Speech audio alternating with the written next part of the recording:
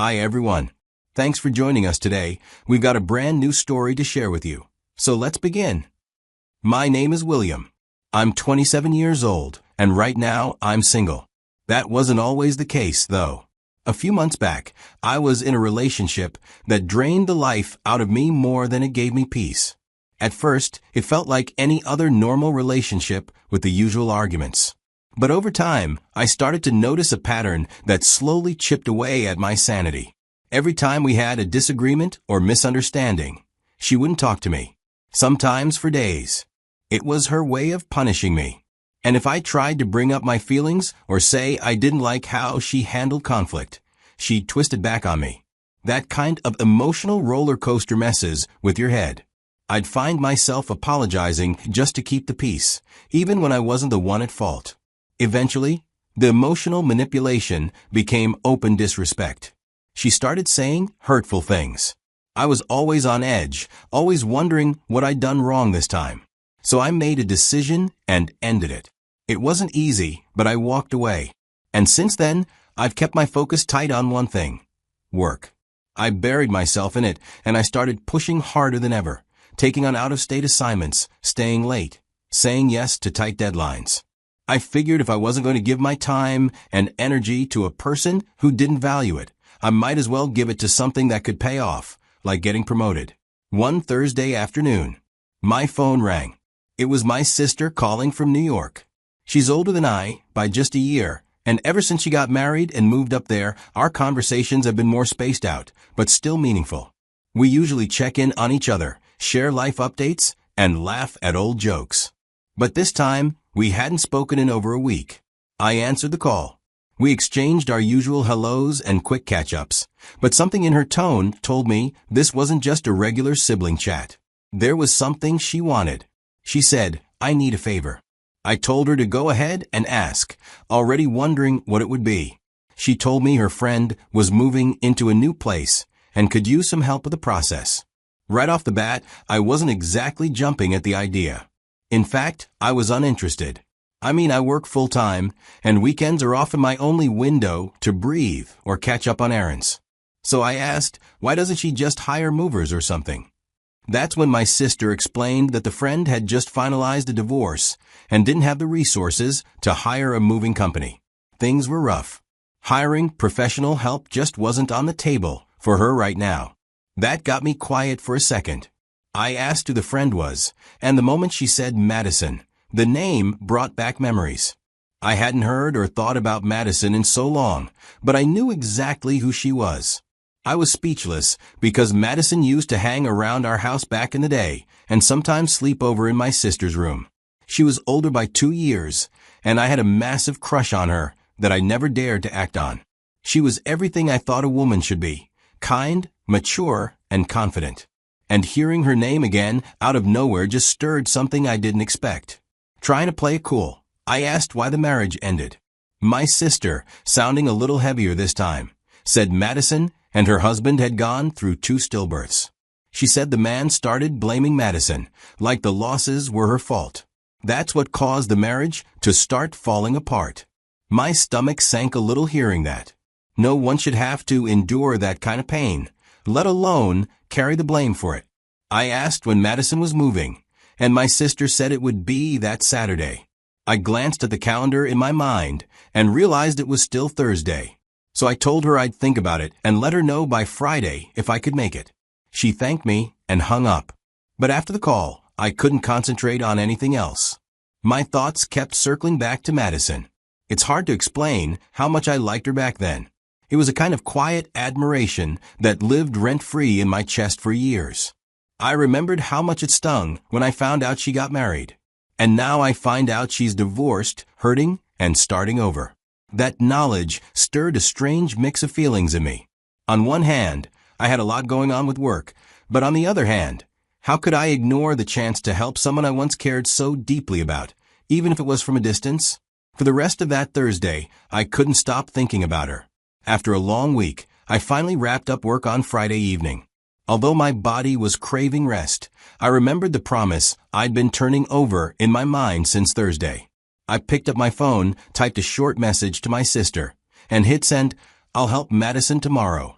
Saturday morning came quicker than I expected. I showered, dressed up, and headed to the address my sister had sent. I got there a few minutes past 7. The neighborhood was quiet. I parked outside her place and waited. Almost an hour later, Madison pulled up. Her car was packed, and the second she stepped out and saw me, she stopped mid-step. A mix of surprise and guilt flashed across her face. "You've been waiting?" she asked. I nodded. She apologized immediately for keeping me out there so long. I just shrugged and said, "It's fine. Let's get started." We began unloading her things. Most of the items were boxed up, labeled in handwriting I assumed was hers. It wasn't overwhelming, but it was enough to make us sweat. We carried everything piece by piece. As we worked, we tried talking. Every now and then, she'd say something that made us both laugh. She focused mostly on organizing her personal things. I stuck to the heavier lifting. By the time evening rolled around, most of the work was done. I told her I was heading out. That's when she smiled. Then she reached out and gently took my hand. She looked me in the eye and said, "Thank you, not just for helping me move, but for being warm about it." I didn't know what to say at first. I just smiled back and told her I'm glad I could help. And then I added that I'd come by again tomorrow with some tools to tighten the loose screws in her cabinets and drawers. She thanked me again, and I left. When I got back home that Saturday evening, I couldn't help but think about Madison. She still looked as beautiful as I remembered her back in the day. But I didn't let my mind wander too far. I reminded myself she's fresh out of a divorce. She may have smiled a lot today, but I could still sense something underneath. I had to be careful not to confuse her kindness or our familiarity for something more. I didn't want to complicate her healing or misread the situation. So I made up my mind. I'm just helping, and that's it. By Sunday evening, I headed back to her place like I said I would. I knew tightening a few loose screws in the cabinets and drawers wouldn't take long. I expected another quiet, simple visit. But when she opened the door, she was brighter and warmer than the day before. She seemed more relaxed and was nice to see. I got to work right away, toolbox in hand. As I was crouched in front of the bottom kitchen cabinet, adjusting the hinges and screws, this rich smell started filling the air. It didn't take me long to realize what she had been cooking. It was spaghetti and meatballs. It had been a while since anyone had cooked something that smelled that good around me. By the time I was putting the last screw in place, she'd already set the table. 2 plates, proper silverware, and even napkins. She looked at me and said, "I made this to thank you." I was shy about it. I didn't come expecting a meal. But the truth was, I hadn't had a proper homemade dinner in months. Maybe longer. Takeout and microwave meals had been my routine since the breakup. So I nodded, smiled, and sat down. As we ate, the conversation stayed light. We started talking about when we were younger, back when she used to visit my sister at our house.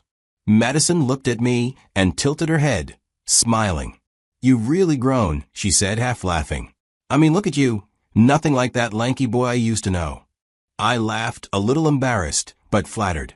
I told her she hadn't lost anything either. "You still look beautiful," I said. I caught her cheeks turning just a shade pinker as she looked down at her plate. We kept talking, switching between memories and life updates. She asked about my job, and we joked a little about how my sister used to complain about our school habits. It was easy, the way we talked. It's just 2 people catching up over a meal that felt like home. I didn't think too deeply into it at that moment. I was just grateful to be there, grateful for her kindness, and honestly, it felt good to be seen. After we finished eating, Madison stood up, walked over to a cabinet, and pulled out a bottle of wine.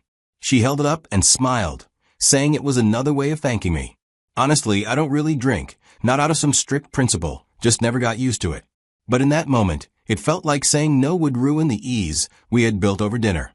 I didn't want to make things awkward or seem ungrateful, so I nodded, took the glass she poured for me, and thanked her. We sat back down, glasses in hand, and our words started to come out a little easier. Madison leaned back in her seat and started talking about the signs she had ignored during her marriage. I didn't interrupt as I listened.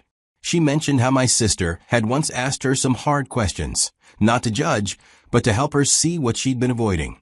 Madison said those questions stayed with her, bouncing around in her mind, until one day she realized she was holding onto something that had already let go of her.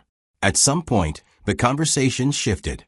She tilted her head at me and asked, "So are you seeing anyone?" I chuckled, shook my head, and told her no, I wasn't. She grinned and asked if I was one of those guys who break hearts for fun. I laughed harder than I expected and told her I definitely wasn't that kind of man.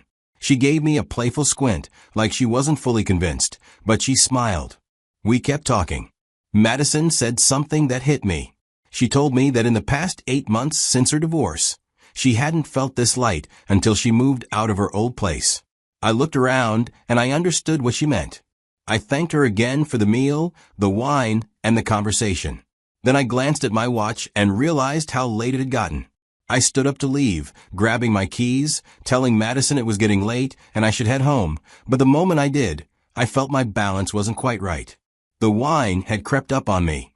I hadn't realized how much I'd drunk while we were talking, but it was enough to make my head feel light and my steps a little unsure. I wasn't even halfway to the door when she tilted her head slightly and said, "You sure you're okay to drive?" I brushed it off with a half smile, but I could tell from the way she looked at me. She wasn't buying it. It wasn't like I was drunk, but I felt a little off.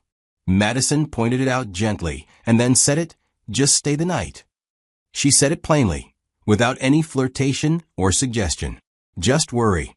I hesitated. I didn't want to misread anything. Didn't want to cross a line she wasn't even hinting at. But she insisted again. "You're not driving like this," she said. I didn't stand a chance against her beautifully concerned face. So my plan was to crash on the sofa and leave early the next morning. I told myself I'd keep everything respectful. Then she disappeared down the hallway, and I figured she was just tidying up for the night. But when she came back, she caught me off guard. "You want to take a quick shower? You were sweating earlier when you were fixing those cabinets." I froze, not because I didn't want to, but because I didn't know if I should. I gave her a polite, "Nah, I'm fine," but she didn't even blink.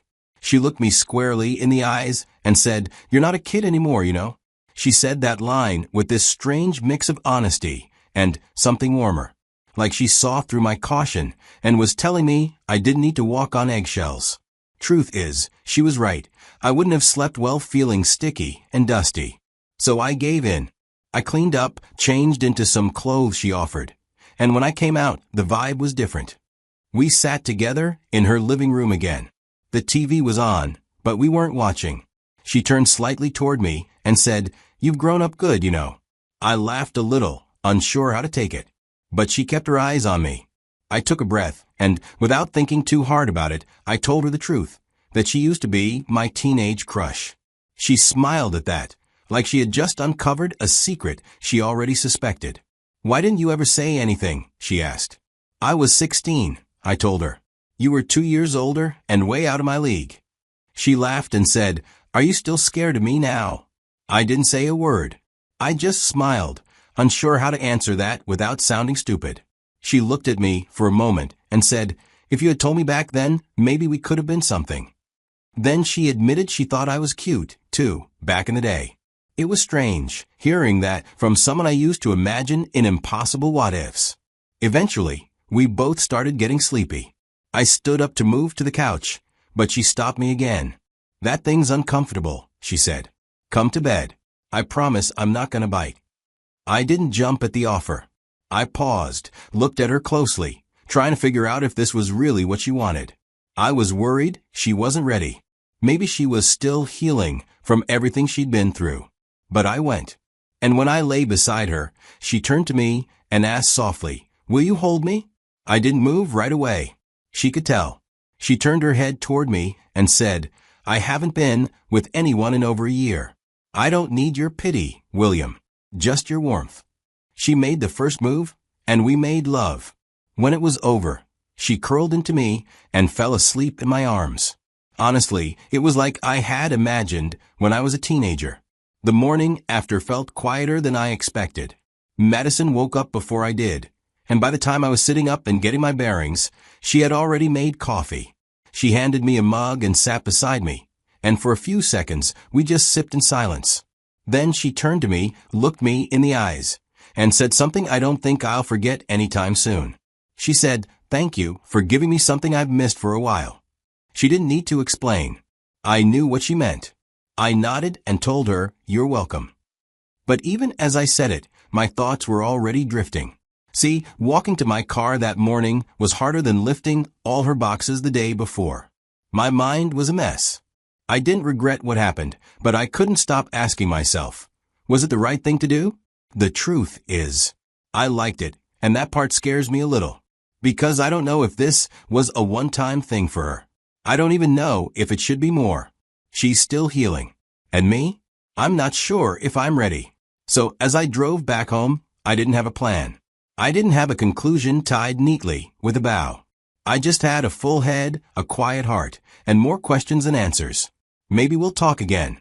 Maybe we won't. Maybe this was just a moment, short, sweet, and gone. Or maybe it was the beginning of something I didn't know I needed.